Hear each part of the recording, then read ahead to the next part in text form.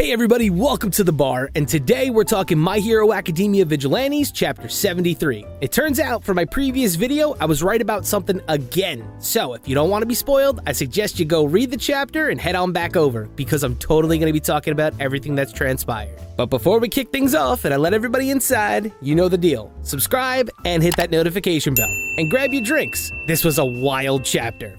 Alright, let's open up. Okay, 3, 2, 1, let's go.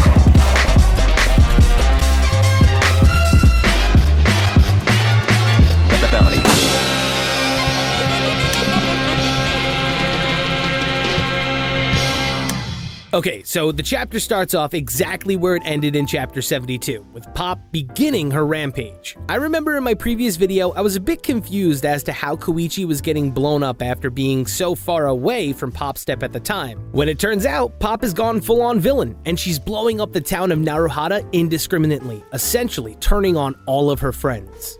This is a huge moment. Popstep's destruction of Naruhata, followed by her leaving immediately after, shows us that the fight has just begun between her and Koichi. I mean, she just lit up that area, and now if there wasn't before, there is definitely gonna be a hero on scene at some point. And now, the vigilante known as Popstep is officially a villain. I have a bit of a theory about Pop's sudden change in appearance as well, and it involves the quirk-enhancing drug Trigger. I'll talk about that a little bit later on, but for now, let's talk about what Rock Nomura is doing in this chapter. Number 6 throughout this chapter sits idly by watching the efforts of his plan come to fruition, as whatever he has done to Popstep successfully has moved her over to the side of evil. He doesn't really have much dialogue for the most part. He just kind of hangs around Popstep during her explosion spree and kind of throws quips. Though during the initial bombing, we see Pop's friends and acquaintances appear, and they're all looking up and wondering what the hell is going on with the idol of Naruhata. Her friends try to talk some sense into her, and she actually attempts to kill them. Luckily, Koichi appears, and he manages to save Miu from Queen Pop.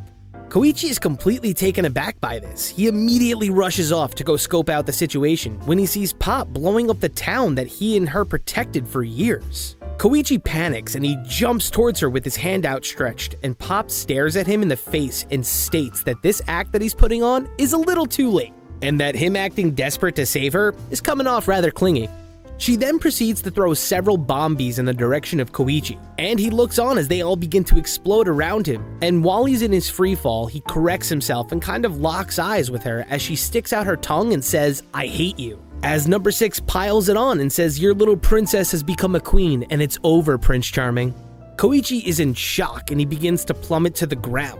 Popstep then springs back to her performance and then says it's just beginning as a gigantic explosion erupts and she vanishes.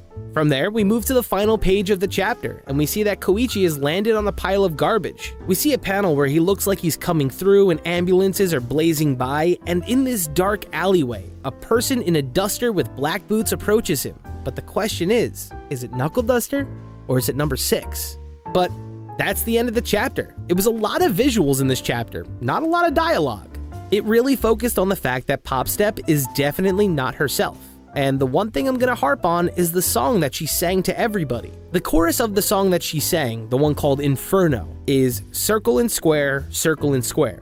If you say that someone squares the circle, you mean that they bring together two things that are normally thought to be so different that they cannot exist together. This could be applied to number 6's and her relationship, or how she truly feels Koichi thinks of her.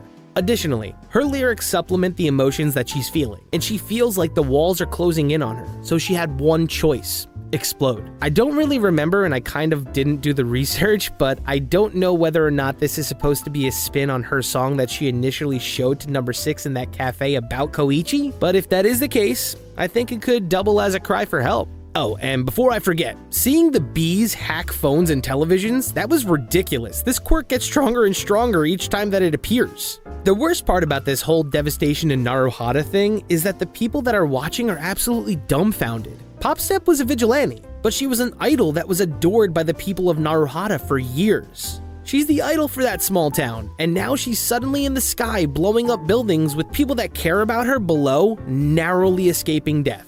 Alright, so we've spoken about the chapter enough. Now it's time to move to my theory that I mentioned earlier in the video. To backtrack a bit, let's look at this panel a bit more. Thanks, Hex. When Pop Step states to Koichi, "I hate you," I have a feeling that while Queen Hachisuka has control of Pop, the quirk is causing Pop Step to be more prone to violence.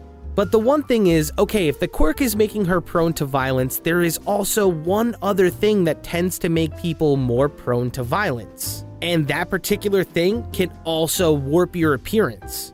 And you guessed it, Shiosaikai watchers, it's the quirk-enhancing drug trigger. This theory suddenly developed when my colorist Hexamendel and I were talking about this particular scene, and we were bouncing ideas off of one another about whether or not Pop was under the effects of Trigger, because the shading on her tongue for this particular panel. And I added on, well, the fact that her skin is literally changed color has happened before too. But as for her tongue, the shading totally gives the feeling that her tongue could be black, which is the main symptom of using the aggressive trigger.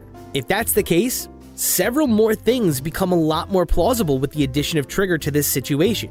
And additionally, to support my claim, like I said, we've seen Queen use this once before when she indoctrinated Knuckle Duster's daughter, Tamao. See, the way that Queen's quirk works is, while they're under the effect of the bees, the host's personality usually becomes that of the swarm, and it inhabits the host's brain.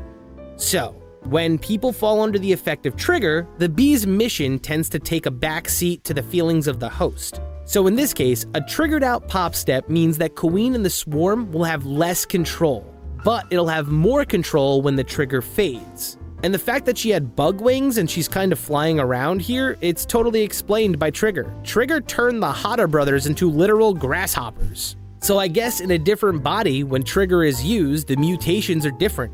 Pop got wings, Tamao got stingers.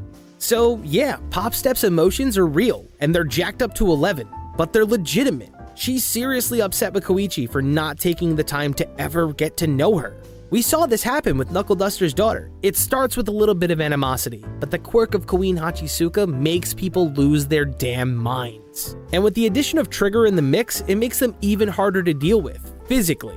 Emotionally, under the influence of Trigger, it might be the best bet that Koichi has to try to reach Pop Step, as now she needs him more than ever. And as for the end of the chapter, when Koichi is free-falling, I like how he recorrects his glasses as he falls. If you haven't noticed, Koichi's glasses are like red tinted, so moving the glasses and getting a better look at Pop, it gives me the whole removing the rose-colored glasses vibe. And now Koichi gets like a really good look at Pop Step and sees that she might be in more trouble than he thought. I like to think that the look that she gave him, with her tongue sticking out, Koichi recognized it being black. And as for the closing moments of the chapter, when we see him begin to regain consciousness as a figure from the alleyway emerges, I mean, yeah, part of me hopes it's Knuckle Duster, or it's number 6 coming to finish the job and telling him that he's taken his friend, and the only way to get her back is for him to find his master and bring him to a designated place. That's something a bad guy would do. Let's just hope it's Knuckle Duster making his return to give his student one final lesson. I really hope that we actually get Koichi and Pop Step versus number 6. Either way, I'm super looking forward to how this is going to wrap up. But that's going to do it for today's video. Thank you all for watching. And if you have an idea about how the Vigilantes will be able to end this, put it on down below. And this is Dan, polishing my knuckle dusters. Peace.